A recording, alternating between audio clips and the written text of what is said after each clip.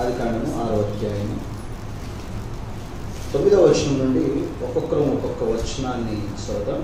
14వ వచనం వరకు, 9 నుంచి ఒక్కొక్కరం ఒక్కొక్క వచనాన్ని 14వ వచనం వరకు చదువుదాం. చదవండి. నోవహు వంశావళితే నోవహు నీతిపరుడును తన తరములో నిర్ధారణితుడనై ఉండెను. నోవహు దేవునితో కూడా నడిచినవాడు.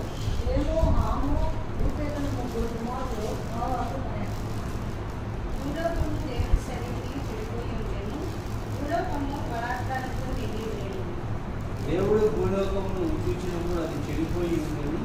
భూమి మీద సమస్త శరీరులు తమ మార్గమును చెట్టు వేసుకుని ఉండేది.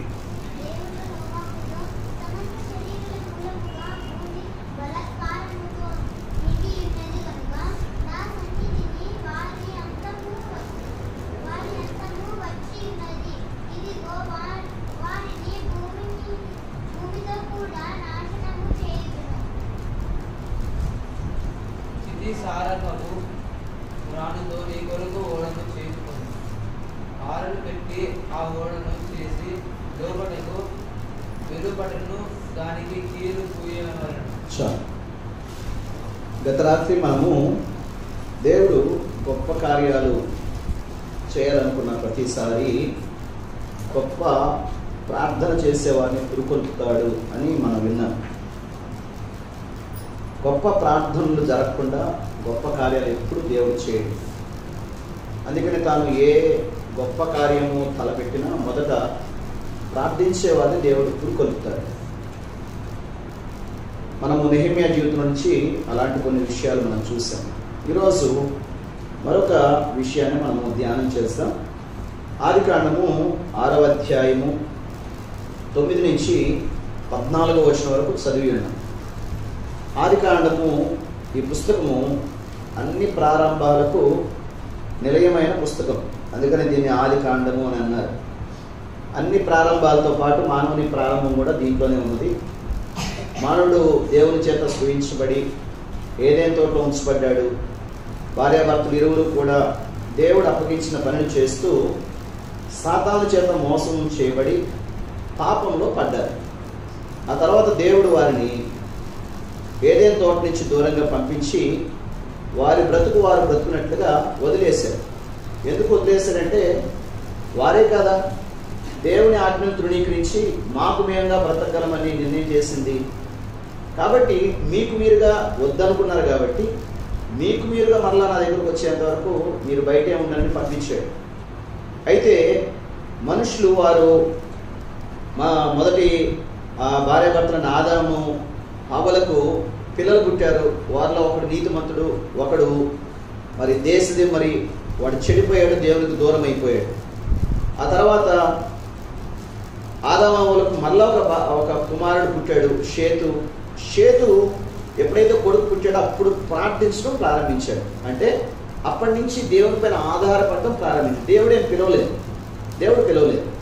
కానీ ఈ స్టోరీ అంతా తల్లిదండ్రులు చెప్పుంటారు.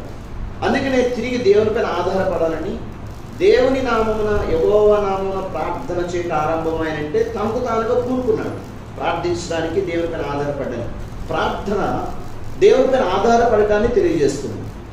మనము ప్రార్థించడం ద్వారా దేవుని యొక్క సహాయాన్ని మన జీవితంలో కోరుకుంటున్నాం. చాలాసార్లు మనం ప్రార్థన చేయకుండా ఉంటున్నామంటే అర్థం ఏమంటే, ఇంకో మాటలో మనం దేవునితో చెప్పే మాట ఏమంటే, నువ్వు నాకు అవసరం లేదు నాయన అని చెప్తున్నాం. అందుకనే ఎప్పుడైతే ప్రార్థన చేయడం ప్రారంభించాడో అక్కడి నుంచి అతని కుటుంబాన్ని దేవుడు వెలుగులోనికి తీసుకొచ్చాడు. అందుకని 5వ అధ్యాయంలో షేతు కుటుంబాన్ని గురించి ప్రస్తావించాడు. చూడండి, మనము లేఖన భాగాన్ని చదివితే 3వ వచనం, 5వ అధ్యాయం 3వ వచనం, ఆదాము 130 ఏళ్ళు బ్రతికి తన పోలికగా తన స్వరూపమున కుమారునికని అతనికి షేతు అని పేరు పెట్టు. కయీను లేడు, హేబేలు లేడు. షేతుతో ఎందుకు ప్రారంభించాడంటే షేతు ప్రార్థనా పరుడు, దేవుడు కావాలని దేవుని దగ్గరకు వచ్చినటువంటి వాడు. అందుకని ఆ కుటుంబాన్ని దేవుడు ఆ వంశాన్ని ఎన్నుకొని, ప్రార్థించే వ్యక్తి యొక్క వంశాన్ని ఎన్నుకొని వారిని దీవించడం ప్రారంభించాడు. అందుకని వారి గర్భంలో నుంచి ఎంతమంది వచ్చారో చాలా విషయాలు చెప్తూ వచ్చాడు. ఒక ప్రక్కన దేవునిపైన ఆధారపడుతున్న, మరొక ప్రక్కన దేవుణ్ణి ఎరగని జనాంగము అంటే కయీను సంతానము, దేవుణ్ణి ఎరగనటువంటి వారు, దేవుణ్ణి వద్దనుకున్నటువంటి వారి సంతానం కూడా పెరుగుతూ ఉంది. పాపం పెరుగుతూ ఉన్నది. అదే సమయంలో దేవుని పైన ఆధారపడే జనాంగాలు కూడా పెరుగుతూ ఉన్నాయి. అయితే అలాంటి క్రమంలో దేవుడు భూమి మీద ఉన్న మనుషులను చూసి దేవుడు నాశనం చేయాలనుకున్నాడు. నాశనం చేయాలని తాను ఒక నిర్ణయం చేసి అందరినీ కూడా జలప్రలయం ద్వారా నాశనం చేయాలనుకున్నాడు. అయితే బైబిల్ ఏం సెలవిస్తుందంటే, అయితే 8వ వచనం, అయితే నోవహు యెహోవా దృష్టి యందు కృప పొందినవాడాయను. ఇక్కడ నోవహు గురించిన పరిచయం చేస్తూ ఈ జలప్రలయం తప్పించబడిన ఒక వ్యక్తిని ప్రస్తావించాడు. ఎందుకు ఈ వ్యక్తిని ప్రస్తావించాడు? ఈ అధ్యాయంలో మనం జాగ్రత్తగా గమనిస్తే నోవాహుని ఎందుకు వేరుపరచాలి, మిగతా వాళ్ళందరినీ ఎందుకు జలప్రలయానికి గురి చేయాలి అంటే నోవాహును గురించినటువంటి 4 ప్రాముఖ్యమైన సత్యాలు ఇక్కడ మనకు పొందుపరచబడ్డాయి. అది మనం చూస్తున్నాం. చూడండి, మొట్టమొదటిగా 9వ వచనంలో నోవాహు వంశావళి ఇదే. నోవాహు నీతిపరుడును. నోవాహు ఎవరంట? నీతిపరుడు. నీతి అంటే క్రమము అని అర్థం. అంటే దేవుని క్రమంలో క్రమమైన జీవితానికి ఇష్టపడినటువంటి వాడు. దేవుని బిడ్డలారా, ఈనాడు లోకంలో క్రమంగా బ్రతికేవాళ్ళు లేదు, అడ్డదిడ్డగా బ్రతుకుతూ ఉన్నారు. సరైనటువంటి జీవన విధానాలు కలిగి లేదు. మనము అలాంటి లోకంలో మనం ఉన్నాం. కానీ దేవుడు మనల్ని పిలిచింది మనల్ని కూడా అడ్డదిడ్డగా బ్రతకడం కోసం కాదు, మనం కూడా ఒక క్రమమైన జీవితాన్ని కలిగి ఉండాలి అని దేవుడు కోరుతున్నాడు. అందుకని మనందరం కూడా దైవ క్రమంలోనికి వచ్చాం. ఇక్కడ నోవా కూడా నీతిపరుడు. అంటే లోకమంతా ఒకవైపు వెళ్తూ ఉంటే తాను క్రమంలో, దేవుని క్రమంలో బ్రతకడానికి ఇష్టపడ్డాడు, దేవుని పైన ఆనుకోవడానికి ఇష్టపడ్డాడు. కాబట్టి మొట్టమొదటి నోవాహు నీతిపరుడు. నీతిపరుడు అంటే క్రమమైన పరిస్థితి రాకుండా భక్తి కలిగిన జీవితాన్ని జీవిస్తూ వచ్చాడు. దేవుని బిడ్డలను మనము మన భక్తి విషయంలో అనిపించుకుంటాం. మనం భక్తిగా బ్రతికినప్పుడు లోకం మనల్ని వ్యతిరేకిస్తుంది. అంత మాత్రాన మనము నింద కలిగిన వారమని కాదు. నిందారహితం అనేది మన వ్యక్తిగత జీవితం కూడా అంతే ప్రాముఖ్యమైనది. అది మనం ఎప్పుడైతే మిస్ అవుతామో ఆటోమేటిక్గా మనము దేవుని ఆశీర్వాదం కోల్పోతాం. ఇక్కడ తన తరములో అంటే తాను తన వయస్సు కలిగినటువంటి వారిలో మిగతా లోకంలో అక్కడ ఆ కాలంలో ఉన్న ప్రజలందరితో పోల్చుకుంటే తాను వ్యక్తిగతమైనటువంటి పరిశుద్ధమైన జీవితాన్ని కలిగినటువంటి వాడు నోవా. ఇది ఎందుకు కలిగింది? దేవుని బట్టే. దేవుని ఇష్టపడుతూ ఉన్నాడు. ఇక నోవా గురించి చెప్పబడిన 3వ మాట, నోవాహు దేవునితో కూడా నడిచినవాడు. నోవా ఏం చేసినట్ట? అందరం దేవుని నమ్ముకుంటాం. దేవునితో నడిచే వాళ్ళు చాలా తక్కువ మంది ఉంటారు. దేవునితో నడవడం అంటే ఏంటి? దేవుని నమ్మడం వేరు, దేవునితో నడవడం వేరు. దేవునితో నడవడం అనేది అంత సులువైంది కాదు. దేవుడు నడిపించేవాడు రకరకాల మార్గాలు కూడా తీసుకెళ్తాడు. మనం అన్నింటినీ సహించుకోగలమా? అన్నింటినీ అంగీకరించగలమా? దావీదు అంటాడు తన కీర్తనలో, యెహోవా నా కాపరి. ఆయన ఏ మార్గాలు నడిపిస్తూ వచ్చాడో చాలా మార్గాలు అక్కడ చెప్పబడ్డాయి. నీతి మార్గం ఉంది, జలముల మార్గం ఉన్నది. అదే సమయంలో గాఢాంధకారపు లోయ, మరణాంధకారపు లోయ. అంటే మరణకరమైన పరిస్థితులు కూడా దేవుడు నడిపిస్తూ ఉన్నప్పుడు మరి మనం వెళ్ళడానికి ఇష్టపడుతున్నామా? మనం ఎల్లప్పుడూ కూడా మనకి మేల్లే జరగాలి, నష్టాలు వద్దు. మనకి ఎల్లప్పుడూ అద్భుతాలు జరగాలి. మనకి ఎప్పుడు కూడా 2 అంగీకరిస్తాడు. అంటే అతడు మంచిని అంగీకరిస్తాడు, దేవుడు అనుమతించే నష్టాన్ని అంగీకరిస్తాడు, కీడును కూడా అంగీకరిస్తాడు. కానీ మనం చాలాసార్లు తిరస్కరిస్తూ ఉంటాం. మనం చాలా భక్తిపరులం కాబట్టి మనకు కేవలం మేలే కావాలని మనం కీడును తిరస్కరిస్తూ ఉంటాం. కానీ బైబిల్ గ్రంథంలో మనం జాగ్రత్తగా గమనిస్తే భక్తిపరుడు 2టిని అంగీకరించాల్సింది. ఎందుకోసం అంటే మన దేవుడు మన జీవితంలో జరిగే ప్రతి పరిస్థితిని రోమపత్రికలో అపొస్తలుడైన పౌలు 8వ అధ్యాయం 8వ వచనం చెప్తాడు, దేవుని ప్రేమించే వారి విషయంలో తన సంకల్పంలో ఉన్న వారికి ఖచ్చితంగా దేవుడు ప్రతిదీ మేలుగా మలుస్తూ ఉంటాడు. కాబట్టి దేవుడితో నడవడం అనేది చాలా కష్టమైంది. అందుకే యేసయ్య ఇంకో మాట్లాడాడు, మీరు ఎవరైతే నన్ను నమ్మడం కాదు, నమ్మి మేలును పొందుకున్న వారు ఉన్నారు, కానీ అందరూ ఆయన వెంబడించిన వారు కాదు. బైబిల్ సెలవిస్తుందంటే ఆయన దగ్గరకు వచ్చిన ఏ వ్యాధిగ్రస్తుడు బాగుపడకుండా వెళ్ళలేదంట. మరి వాళ్ళందరూ వెంబడించలేదే. అందరూ నమ్మిన వాళ్ళు అందరూ వెంబడించరు. నమ్మడం వేరు, వెంబడించడం వేరు. నమ్మడం మొదటి మెట్టు అయితే వెంబడించడం అసలైన మెట్టు. అది అసలైన జీవితం. అక్కడి నుంచే ప్రారంభం. ఇక్కడ నోవాహు లోకమంతా వ్యతిరేకం ఉంది. ఆ కాలంలో లోకంలో దేవుని వెంబడించేవారు లేరు, కానీ నోవాహు వెంబడిస్తున్నారు. ఇంకో విషయం చెప్తాను. మనం చాలాసార్లు ఎవరైతే మొట్టమొదటిగా కుటుంబాల్లో ప్రభుని నమ్ముకుంటారో వాళ్ళు టఫ్ టైం ఉండదు, అంత సులువుగా ఉండదు. దేవుడు వారిని చాలా మార్గాలు కూడా తీసుకెళ్తాడు. ఎందుకోసం అంటే తర్వాత వారికి దారి చూపించడం కోసం. అలాంటి మొట్టమొదటిగా నమ్ముకున్న వారు సరిగ్గా జీవించకపోతే, సరిగ్గా నడవకపోతే తర్వాత వచ్చే తన సంతతి వంశము కూడా సరిగ్గా నడవలేదు. అందుకని మనం దేవునితో నడవడం మనం నేర్చుకోవాలి. యేసయ్య అన్నాడు, నన్ను వెంబడించేవాడు తన సిలువను ఎత్తుకోవాలి అన్నాడు. అంటే సిలువ శ్రమకు సూచన, దేవుని యొక్క నడిపింపుకు సూచన. దేవుడు ఏ మార్గంలో తీసుకెళ్తున్నాడు మనందరూ కూడా ఆ మార్గంలోనే ఉన్నాం. దేవుని బిడ్డలారా, దేవునితో నడవడం మనకి ఇష్టమేనా? దేవునితో నడవగలమా మనము? దేవునితో నడవడానికి దేవుడు అనుమతించే వాటిని అంగీకరించాలి. దేవుడు తీసుకెళ్తున్నప్పుడు మనం అంగీకరించాలి. దేవుడు ఇచ్చే ఆశీర్వాదాలు మనం అంగీకరించాలి. దేవుడు కొన్నిసార్లు ఆయన మౌనంగా ఉన్నప్పుడు ఆయన మౌనాన్ని కూడా మనం భరించుకోవాల్సిందే. ఏదైనా సరే మనం అంగీకరించడానికి ఇష్టపడాలి. అలాంటి వాడే దేవునితో నడవడు. అందుకనే ఇక్కడ నోవాహు దేవునితో కూడా నడిచాడు. మనం దేవునితో నడవగలమా? ఇక చివరిది 4వది నోవా గురించి చెప్పిన మాట, నోవాహు యెహోవా దృష్టి యందు కృప పొందినవాడాయను. తాను నీతిపరుడు, నిందారహితుడు, దేవునితో నడిచినవాడు కాబట్టి దేవుడు అనుకున్నాడు, నా కృప ఇరికిస్తే సరిపోతుంది అంటే. అందుకని అయితే అన్నమాట ఎంత ప్రాముఖ్యమైందంటే, లోకమంతా నాశనం చేయబోతున్నాను, కానీ ఇక్కడ నేను నోవాహుని ఎన్నుకున్నాను. నేను నోవాకి కృప ఇస్తూ ఉన్నాను. నేను నోవాహుని ప్రత్యేకపరిచాను. నేను నోవాహుని నేను అతనిని వేరుగా చూస్తూ ఉన్నాను. దేవుని బిడ్డలారా, నోవాహు దేవుని కృప పొందినటువంటి ఎంత గొప్ప భాగ్యం. మనం చాలాసార్లు మనము క్రమంలో నడవకుండా, పరిశుద్ధంగా నడవకుండా, దేవునితో నడవకుండా మనము దేవుని కృపను పొందుకోవాలని ప్రయత్నం చేస్తాం. అవును, దేవుడు ఇస్తాడు. దేవుడు కృప వెంబడి కృప ఇచ్చేవాడు. కానీ కొన్నిసార్లు మనం కూడా ఆ కృపను మన జీవితాల్లో కావాలి అనుకున్నప్పుడు మనం ఆయన చెప్పిన మార్గంలో వెళ్ళడం చాలా ప్రాముఖ్యం. అయితే నోవా జీవితంలో ఇవన్నీ దేవునితో నడుస్తున్నాడు, సమస్యలు ఉన్నాయి. ఒక సాధారణమైన విశ్వాస జీవించే జీవితంగా మనకు కనబడుతుంది. జీవితము క్రైస్తవ జీవితం అంటే మనందరం కూడా దేవుని నమ్ముకోవడం, దేవుని కొరకు బ్రతకడం, దేవునితో నడవడం ఇదే అనుకుంటున్నాం. మీరు జాగ్రత్తగా గమనిస్తే నోవా జీవితంలో అంతా ఇదేనా? ఇంకా వారి గురించి చాలా బాధపడ్డాడు. వారి మనస్సుల్లో కూడా చెడిపోయిన వారు. పాపము బహు భయంకరంగా ఉన్నది. చెడుతనము భూమి మీద చాలా గొప్పగా ఎక్కువగా ఉన్నది. కానీ నోవాహు ఒక్కడు దేవునితో నడుస్తుంది. ఈరోజు మన చుట్టూ లోకంలో పాపం భయంకరంగా ఉన్నది. మనకి తెలియంది ఏమి కాదు, మీకు తెలియంది ఏమి కాదు. కాకపోతే మనము ఎందుకు అంతగా పట్టించుకోవట్లేదంటే, లోకము పాపాన్ని సీరియస్గా తీసుకోవట్లేదు, మనం కూడా సీరియస్గా తీసుకోవట్లేదు. మన చుట్టూ ఉన్న వాళ్ళు దాని గురించి చాలా సులువుగా మాట్లాడుతున్నారు, మనం కూడా సులువుగా మాట్లాడుతున్నాం. చాలా సులువుగా మాట్లాడుతున్నాం. దాన్ని మనము సీరియస్గా తీసుకోవట్లేదు. ఎందుకోసం అంటే మన చుట్టూ మాట్లాడే వాళ్ళు చాలా సులువుగా మాట్లాడుతున్నారు, మనం కూడా సులువే అనుకుంటున్నాం. మనం కూడా అది సీరియస్నెస్ అనిపించట్లేదు. దేవుని బిడ్డలారా, క్రైస్తవ జీవితం వేరు. లోకము ఆ కాలంలో పాపం వారికి కామన్ అయినా నోవాహు మాత్రం ఆ జోలికి పోలేదు. నోవాహు క్రమంలోనే ఉన్నాడు. మనం కూడా అంతే. మనం కూడా అలా ఉండాల్సిందే. ఎందుకు నేను చెప్పే విషయం ఏమంటే, నోవాహు సాధారణమైన క్రైస్తవ జీవితాన్ని జీవిస్తుంటే ఇక అదేనా జీవితం? మనం దేవునితో నడవడం, దేవుని కొరకు దేవుని క్రమంలో నడవడం, దేవునితో నడవడం, దేవుని కొరకు పరిశుద్ధంగా ఇంతేనా? ఇంకేమి లేదా? ఈనాడు క్రైస్తవుల గురించి ఆలోచన చేయండి.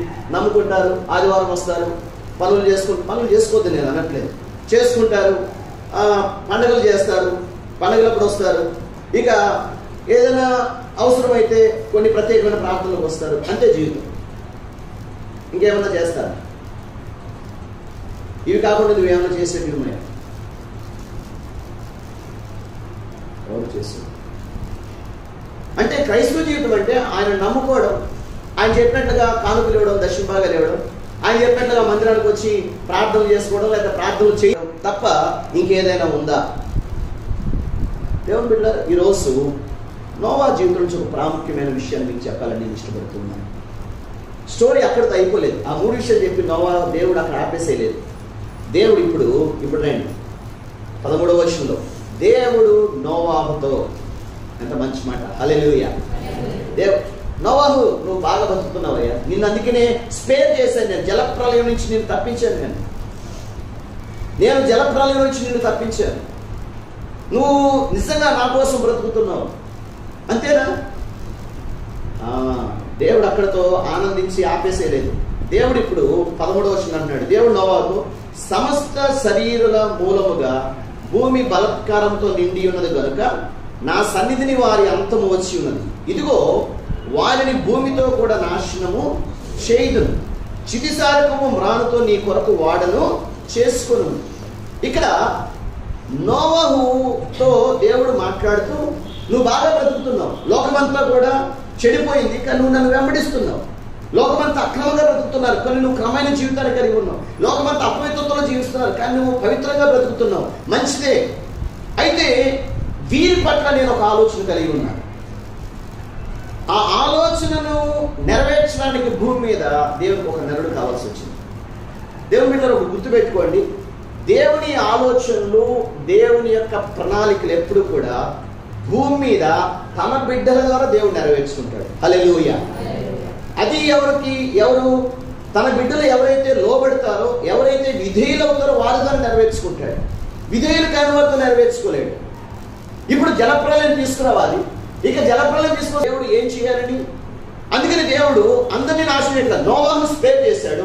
అంటే నోవాహు కానీ ఆ కొట్టివేయడానికి అంత గొప్ప దేవునికి ఒక సాధారణమైన మానవుని యొక్క సహాయం కావాల్సి వచ్చింది. ఇంకో మాటలో చెప్పాలంటే దేవుడు 13వ వచనంలో నోవాతో మాట్లాడుతూ నోవాతో ఒక మాట అంటున్నాడు, నోవా నువ్వు నా కొరకు ఒక పని చేయి, నా కొరకు ఒక పని చేయగలవా? మనం అనుకోండి ఇక్కడ దేవుడు అన్నాడు నీ కొరకు వాడని చేసుకున్నాడు, కానీ వాస్తవానికి వాడ నోవా కొరకైనా పని ఎవరిది? దేవుని. దేవుని పని నెరవేరాలి. నోవా ఒక్కడే కాదుగా, నోవా ఇక దేవుని యొక్క సృష్టిలో తన చేత సృష్టించుకుని ఇతర జీవరాశులు ఉన్నాయి. వారిని కాపాడడానికి నోవానే ఆధారం. నోవా ఒక్కడే చేయగలడు. అందుకనే దేవుడు అంటాడు నీ కొరకు వాడు చేసుకోండి. అర్థం ఏమంటే నీవు నా పని చేయగలవా? సాయంకాలం నేను చెప్పదలుచుకున్న విషయం ఆశీర్వాదాలు అనుభవిస్తూ సంతోషిస్తూ యేసు నా దేవుడు, నేను ఆయన కొరకు జీవిస్తున్నానని మనము చెప్పుకుంటూ బ్రతకడం కాదు. నీ కొరకు ఒక పని ఉంది అని మర్చిపో. భూలోకంలో ప్రతి విశ్వాసికి దేవుని పని చేయాల్సిన అవసరత, ఖచ్చితత్వం ఉంది. ఖచ్చితంగా నేను దేవుని పని చేయాలి. దేవుడు నీ ద్వారా ఒక పని చేయాలనుకుంటున్నాడు. దేవుడు ప్రతి ఒక్కరి ద్వారా ఒక పని చేయాలనుకున్నాడు. కానీ మీరు జాగ్రత్తగా గమనించండి, చాలా మంది క్రైస్తవులు, విశ్వాసులు దేవుని పనిని విస్మరిస్తారు. అన్నీ అడుగుతారు, దేవుని ప్రార్థనలు చేస్తారు, ఉపవాసాలు ఉంటారు. ఎందుకంటే వారే అవసరతలు కదా. నా అవసరం తీర్చబడాలి కాబట్టి నేను ఉపవాసం ఉంటాను. నా అక్కర కాబట్టి నేను ఎంత దూరమైన వెళ్తాను. నాకు దేవుడు దీవిస్తానంటే ఎంత డబ్బైనా ఇస్తాను. ఎందుకంటే నేను దీవించబడాలి. ఎందుకు నేను దశంభాగాలు ఇస్తున్నాను? దేవుని ప్రేమతో ఇస్తున్నానా? లేకపోతే దేవుని వాక్యం చెప్తున్నా ఇస్తున్నానా? లేకపోతే దేవుడు నన్ను రెట్టింపు, నాకు తిరిగి రెట్టింపు ఇస్తాడని ఇస్తున్నానా? ఇవన్నీ నా కొరకు కాబట్టి నేను ఏదైనా త్యాగం చేస్తాను. నీ కొరకు కాకుండా, నీకు ఏ మేలు లేకోకుండా దేవుని కొరకు కేవలము పని చేయడానికి మనకి ఇష్టమా? మనం నమ్ముకోవడం ఒకటే ప్రధానం. ఈ భూలోకంలో నీకు నాకు ఖచ్చితంగా దేవుని పని ఉంది అని గుర్తించినంత వరకు మన క్రైస్తవ జీవితం సంపూర్ణంగా గుర్తించాలి. దేవుడు మనకి ఇచ్చిన పనిని చేయాలి. చాలాసార్లు మనం విస్మరిస్తున్నాం. చూడండి, నిన్ను అనాది జగత్ పునాది వేయబడక ఏర్పరచుకుంది కేవలం నిన్ను రక్షించడం కోసం కాదు. తన ప్రణాళిక నీ ద్వారా నెరవేర్చాలనుకుంటున్నాడు. నీవు కూడా ఒక చెయ్యి వేయాలని దేవుడు కోరుతున్నాడు. నువ్వు చెయ్యి వేయకుండా చెయ్యి అందిస్తూ చెయ్యి చాచి నన్ను దీవించిన ఆయన అడిగి దేవుడు నన్ను గొప్పగా దీవించడానికి చచ్చిపోతున్నాం. కానీ చెయ్యి దేవునికి అందించే పని మనం చేస్తున్నామా? ఏం చేస్తున్నాం? జీవితాంతం నీ కొరకే కష్టపడుతున్నాం. దేవుని కొరకు ఏ పని చేయడానికి మనం కష్టపడుతున్నాం? ఏం చేస్తున్నాం మనం? నేను నోవా గురించి ఆలోచిస్తున్నప్పుడు నోవాను రక్షించడానికి అనుకుంటున్నాం, కానీ వాస్తవం నోవాను రక్షించడం అది కాదు. నోవాను రక్షించడం భాగమే, కానీ అసలు దేవుడు తన ప్రణాళిక కొనసాగించాలి. ఆ ప్రణాళికను కొనసాగించడానికి భూమి మీద దేవుడు పనిచేసే ఒక వ్యక్తి కావాలి. ఈరోజు మనం ఎంతమందిని ప్రస్తుతం యేసయ్య అన్నాడు, ప్రస్తుతము లోకము నోవాహు దినముల వలె ఉంది అన్నాడు. ఇల్లు కట్టుకుంటున్నారు, పెళ్లిళ్ళు చేసుకుంటున్నారు, ఇచ్చుకుంటున్నారు, పుచ్చుకుంటున్నారు, ఎంజాయ్ చేస్తున్నారు. ఏమీ తేడా లేదు. నోవా దినానికి ఇప్పుడు దినాలు ఒక్కటే, కానీ అప్పటికి ఇప్పుడు ఒక వ్యత్యాసం చెప్పిన దినాలు ఒక్కటే. లోపం ఏంటో చెప్పిన లోపం ఏమంటే నోవాహు దినాలే కానీ నోవాహు లేడు. నోవాహు మిస్ అయ్యాడు.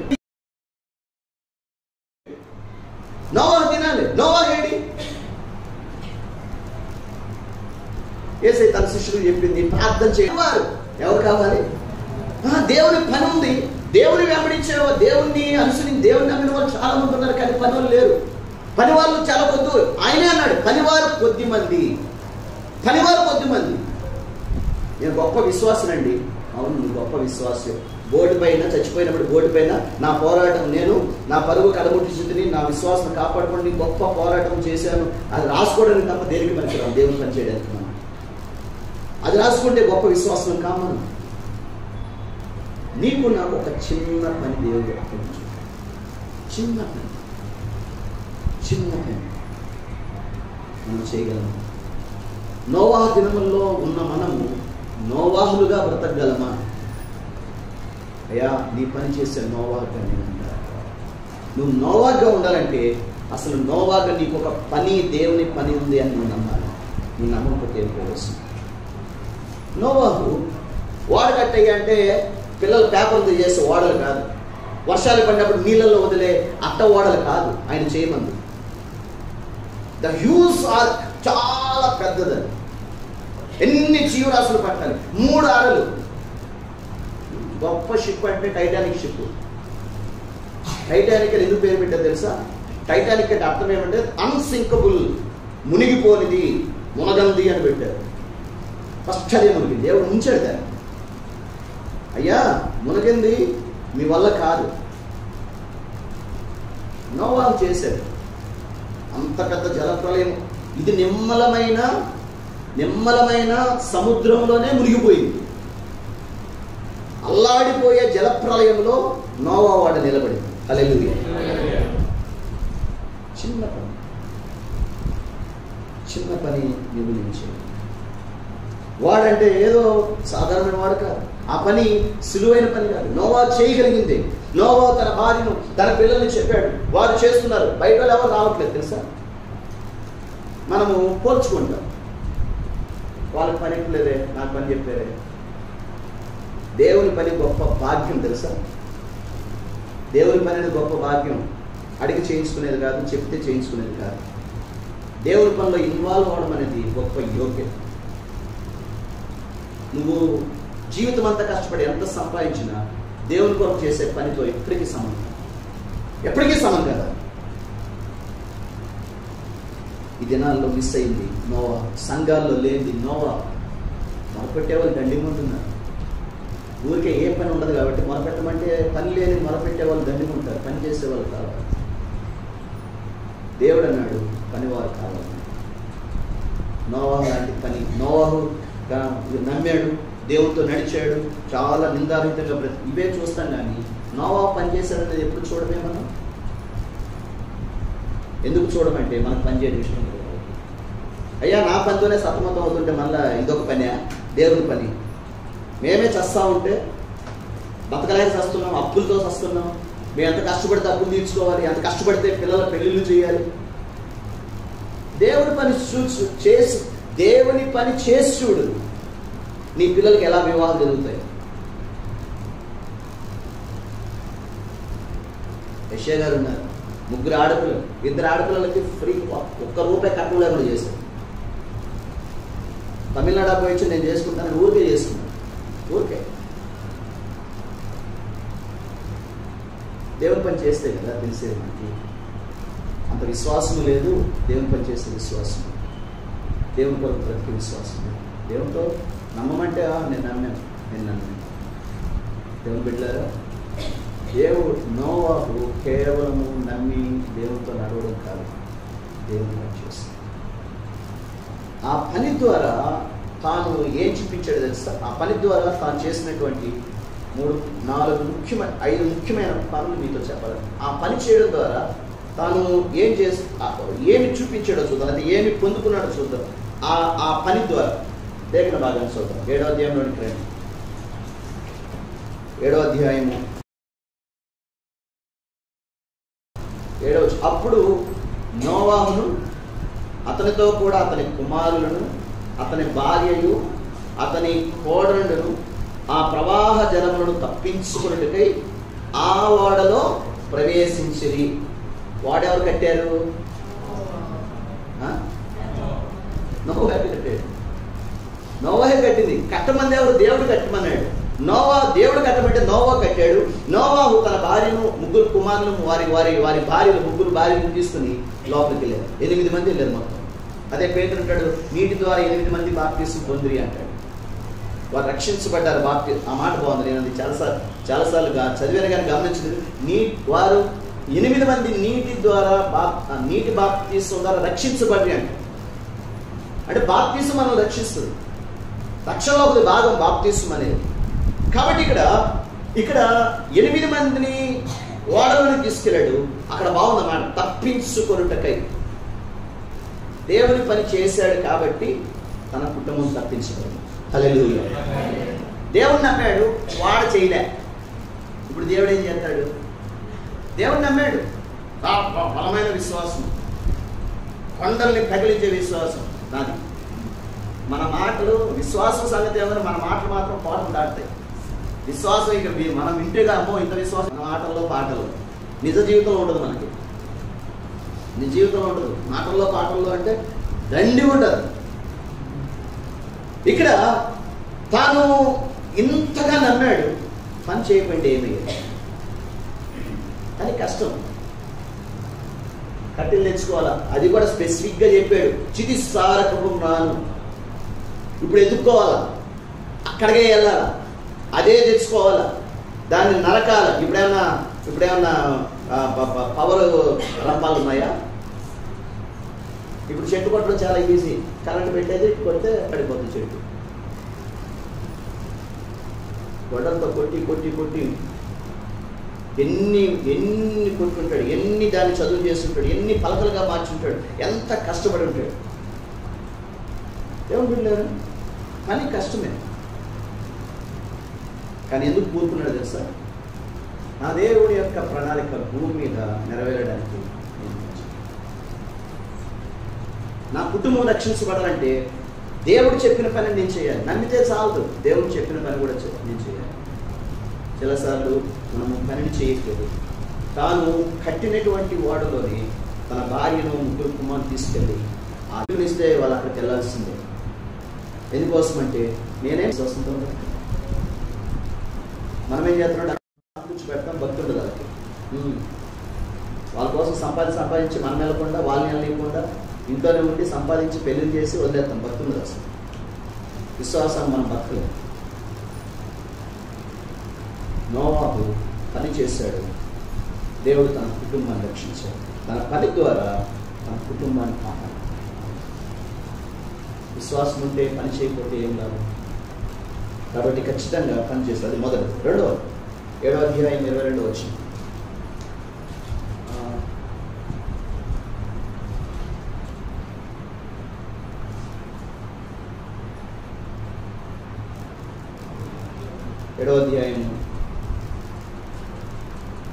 పొడి నేల మీద ఉన్న వాటన్నింటిలో నాసికారంధ్రంలో జీవాత్మ సమయంలో ఊపిగలవన్నీ చనిపోయింది.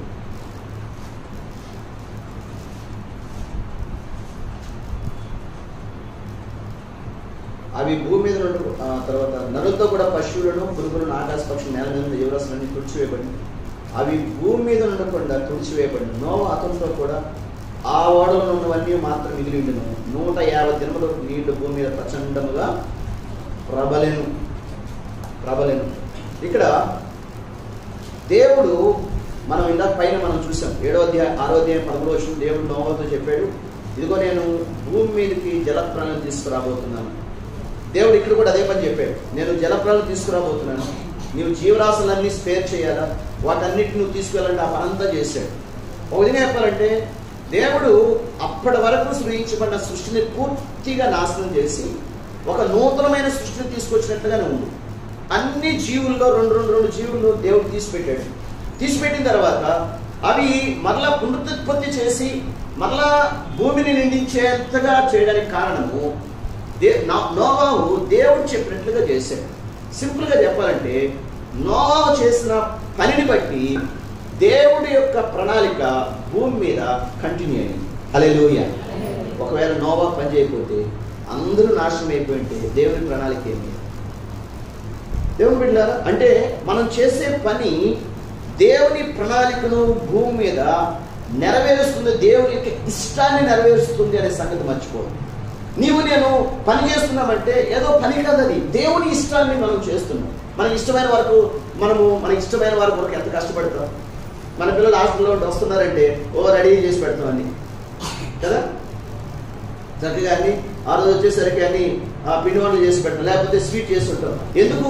మనం ఇష్టపడే వారి కోసం ఎంత కష్టమైన అనుభవిస్తాం, అది ఎంత ప్రయాసైనా కూడా మనం పడతాం. మరి దేవుని ప్రేమిస్తున్నాం, మనము దేవుని వెంబడిస్తున్నాం, మనము ఆయన ఇష్టాన్ని నెరవేర్చడానికి మనం ఆయన కొరకు పనిచేయాలి. మనం ఆయన కొరకు పనిచేయడం అంటే ఆయన ఇష్టాన్ని భూమి మీద నెరవేర్చడం. దేవుని బిడ్డ, భూమి మీద దేవుని ఇష్టానికి వ్యతిరేకంగా పనిచేసే మనుషులు ఎంతోమంది, సాతానుడు, దురాత్మలు, అలాగే మనుషులు, అలాగే ఈ మనుషులు చాలా మంది దేవుని వ్యతిరేకంగా పనిచేసే చాలా మంది దేవుని ఇష్టాన్ని భూమి మీద నెరవేరకుండా ఆటంకపరిచే వాయుమండల సమూహాలు. కానీ దేవుడు పరలోకంలో తలంచిన దానిని భూమి మీద నెరవేర్చగలిగే నరుడు కొరకు దేవుడు చూస్తున్నాడు. అలాంటి నరుడు కొరకు దేవుడు చూస్తున్నాడు. దేవుని బిడ్డ, నేను దేవుని పని చేయడము అంటే దేవుని ఇష్టాన్ని నెరవేర్చడం. అందుకే కదా యేసయ్య అంటాడు, రండి యేసయ్య అంటాడు యోహాను సువార్త 17వ అధ్యాయంలో, యోహాను సువార్త 17వ అధ్యాయం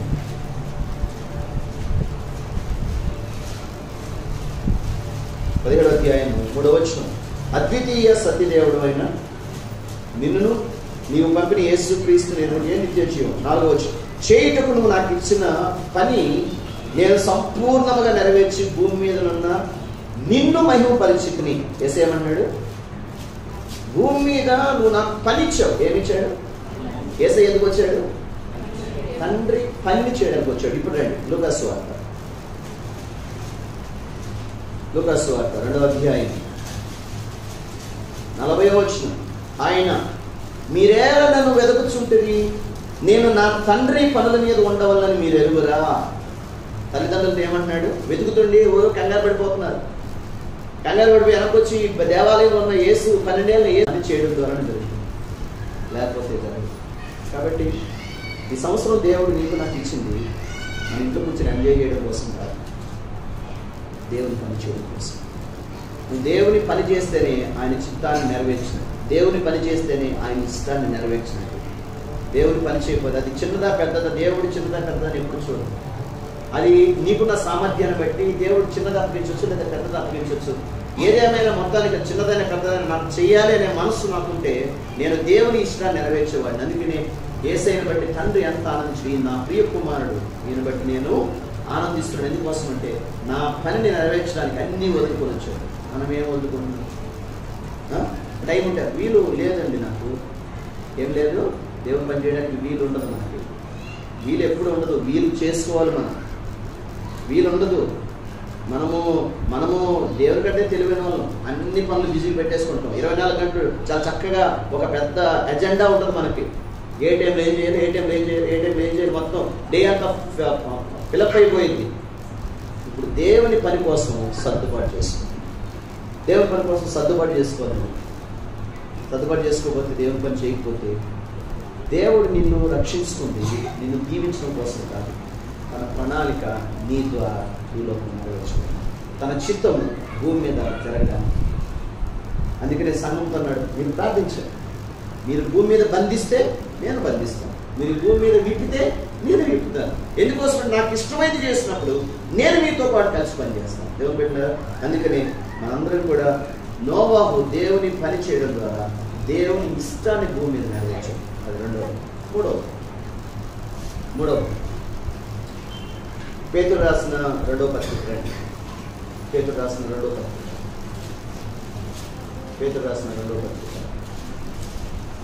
3వ అధ్యాయం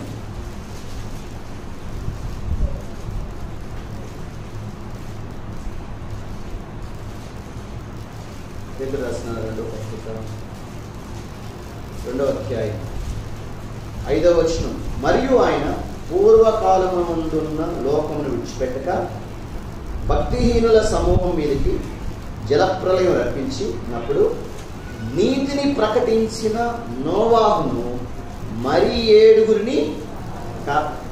నోవాహు ఏం చేశాడంట? నీతి నోవహు ఏం చేశాడంట? నీతిని ప్రకటించాడంట. నీతిని ఎలా ప్రకటించాడు? నోవహు చేసిన పని కదా. వాడ కట్టడం ద్వారా లోకానికి నీతి మార్గం ఏదో చూపించాడు, రక్షణ మార్గం ఏదో చూపించాడు. కానీ తెలుసుకోలేకపోయారు ప్రజలు. అదే అంటాడు ఇక్కడ, ఒక క్రమమైన మార్గాన్ని చూపించాడు. ఆ పని చేయడం ద్వారా నోవాహుని ఎంతమంది అడుగుంటారు? నోవాహుని ఎంతమంది ఏం చేస్తున్నావయ్యా నువ్వు? జలప్రలయం వస్తుంది, వర్షం పడుతుంది. వర్షం అంటేనే తెలియదు ఆ కాలంలో. వర్షం ఏం పడుతుంది? నోవాహు పిచ్చి పట్టు ఉంటుంది. తెలియని దానిని గురించి మాట్లాడుతున్నాడు నోవాహు.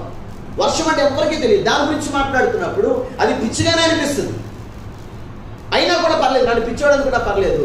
నేను కట్టడం ద్వారా అడిగిన ప్రతి ఒక్కరికి చెప్పింది ఏమంటే, ఇది రక్షణ మార్గం, వాడ రక్షణ మార్గం, ఇది నీతి మార్గం. మీరు నమ్మితే నీ పని లోకానికి మార్గాన్ని చూపిస్తుంది. నువ్వు దేవుని కొరకు చేసే పనే చూపిస్తుంది. ఏం చేస్తున్నాడు? పాస్టర్ అంటే ఏంటి? ఏం చేస్తారు మీరు? చర్చికి అందరినీ పిలిపించుకుంటారు, అందరినీ మార్చేస్తూ ఉంటారు. ఏం మారుస్తున్నావు? విడిపోయిన భార్య భర్తలు కలిసి ఉండాలని చెప్తాను, కొట్లాడుకొని సావడని చెప్పంగా.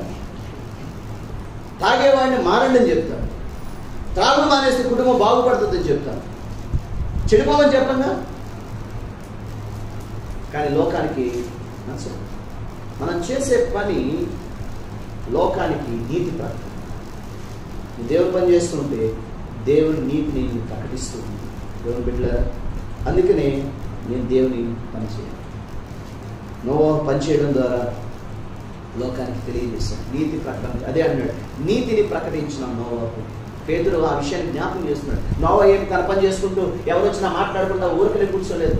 అడిగిన ప్రతి ఒక్కరు కూడా అవును, దేవుడు జలప్రయాణం తీసుకురాబోతున్నాడు, దేవుడు రక్షించబోతున్నాడు, దేవుడు తనను నమ్మినటువంటి వారిని ఎవరైతే ఈ మాట వింటారో వారికి రక్షణ ఇవ్వబోతున్నాడు, వారు మరలా మరొక లోకంలోకి ప్రవేశించబోతున్నారు. ఈ సంగతులన్నీ చెప్తూనే ఉన్నాడు. పని అప్పుడే చేసుకునేవాడు కాదు, ఆ పని ద్వారా నీతి ప్రకటన చేస్తున్నావు. ఇక 4 లేఖన భాగాన్ని చదువు.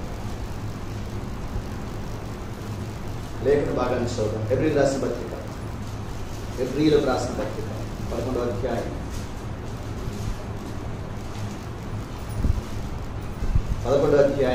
7వ వచనం.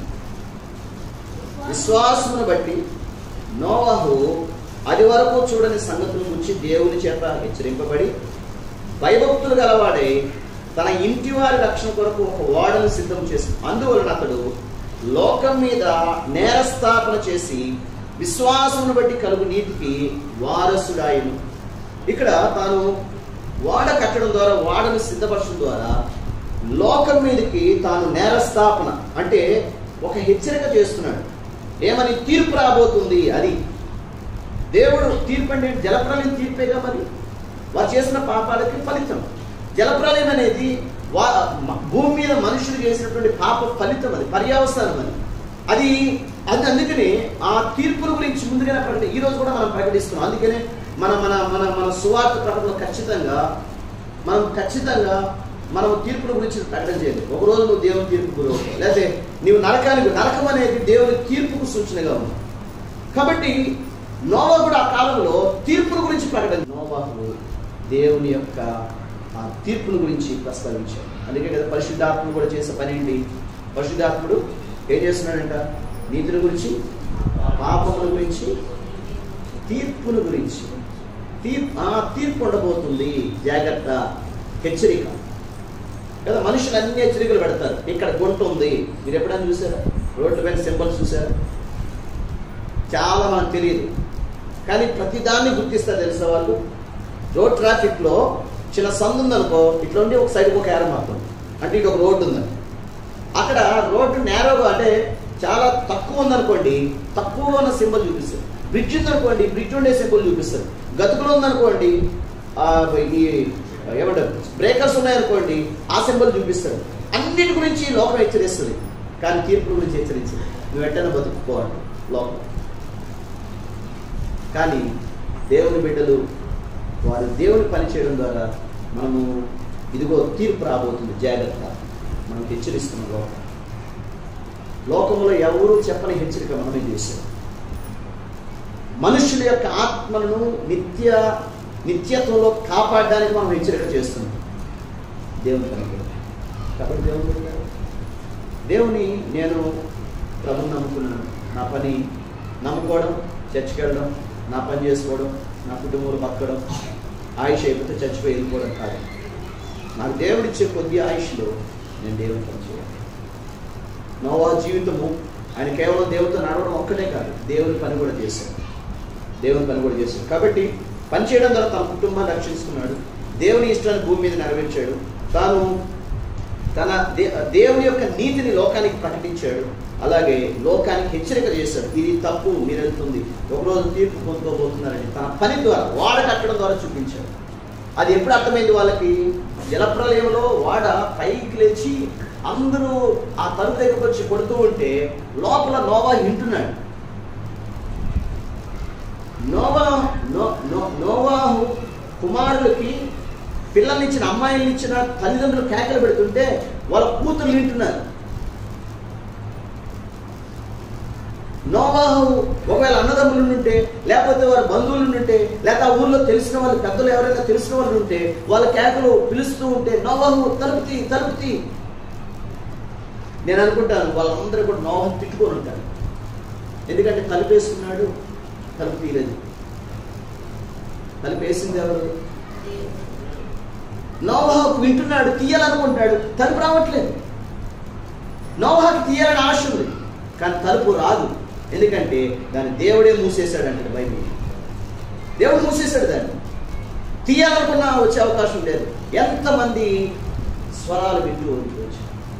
అవును నోవాహు ఆ రోజు మేము వినలేదు, తలుపుతీ, ఇప్పుడు వస్తున్నాం, మేము వచ్చాము, తలుపుతీ. నేను ఆ రోజు హెచ్చరిక చేశాను. ఆ హెచ్చరికకి మీరు ముందు జాగ్రత్త పడి ఉంటే బాగుండేది. కానీ మీరు అన్నీ అయిపోయిన తర్వాత, చేతులు కాలిన తర్వాత ఆకులు కట్టుకునే బ్యాచ్ ఇదంతా. ఇప్పుడేం చేయాలి? ముందుగానే హెచ్చరిక చేశాడు. తన పని ద్వారా నోవాహు హెచ్చరిక చేశాడు. నువ్వు దేవుని పని చేస్తే లోకాన్ని హెచ్చరిస్తుంది. నేను దేవుని పనిలో ఉన్నాను, నేను బలజోడికి పరిచర్యకి వెళ్తున్నాను, ఇప్పుడు నేను రాను, నువ్వేం చెప్తావు తెలుసా? నా సమయంలో కొంత సమయాన్ని నేను దేవునికి ఇస్తున్నాను, నువ్వు కూడా దేవుని నమ్ముకోవడానికి హెచ్చరిక చేస్తున్నావు.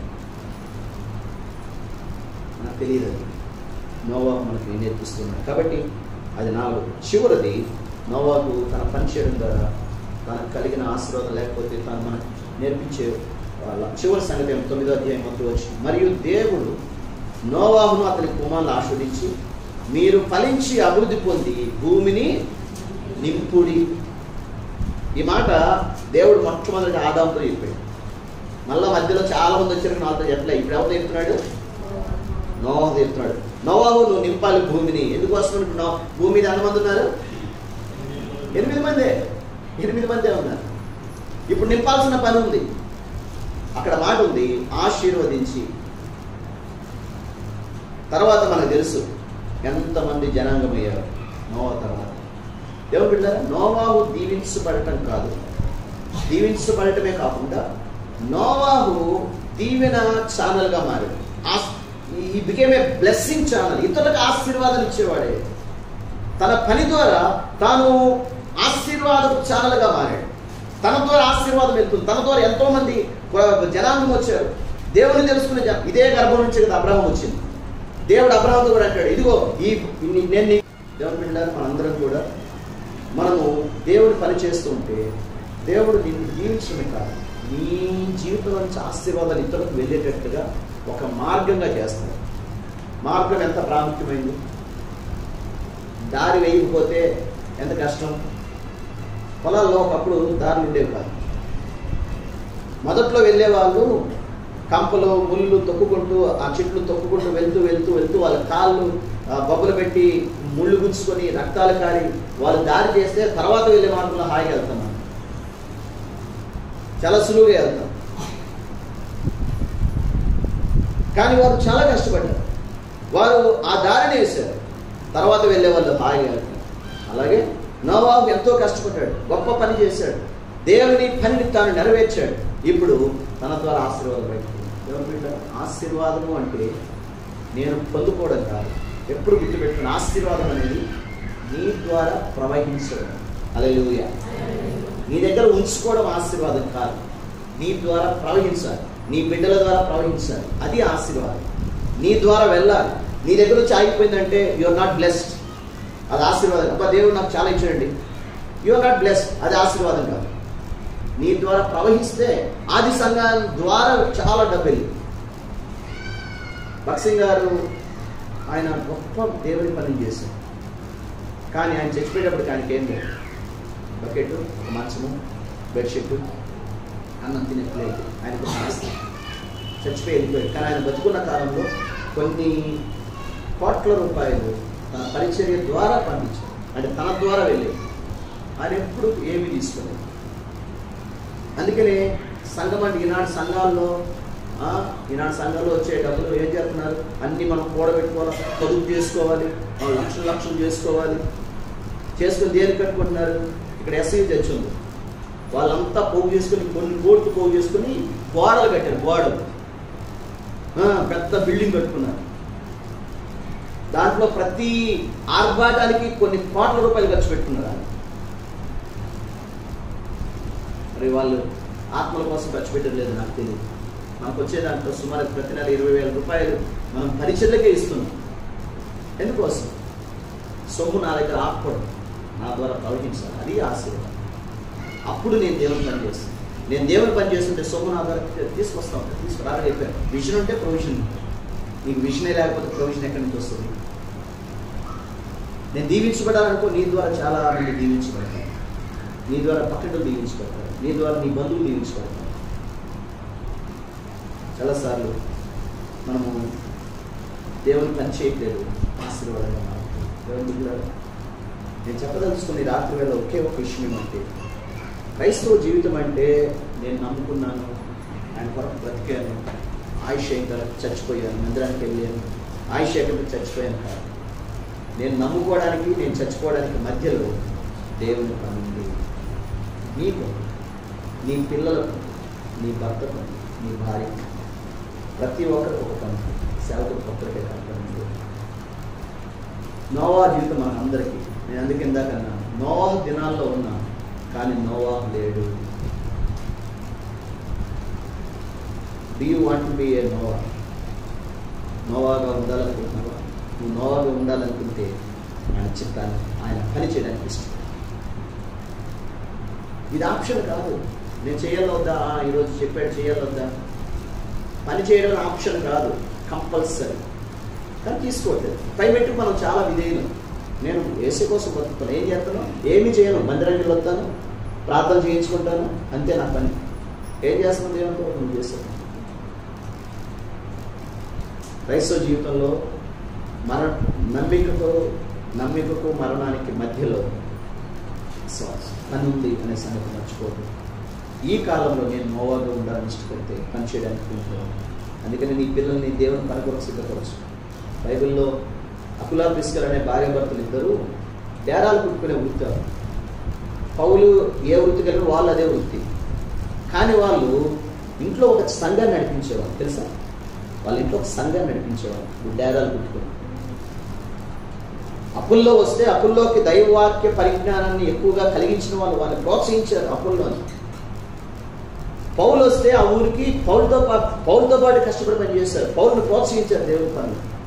దేవుని బిడ్డలారా, భార్యాభర్తలు సంపాదించుకోవడం పైన మనసు పెట్టదు, పని చేయడానికి పైన మనసు పెట్టదు.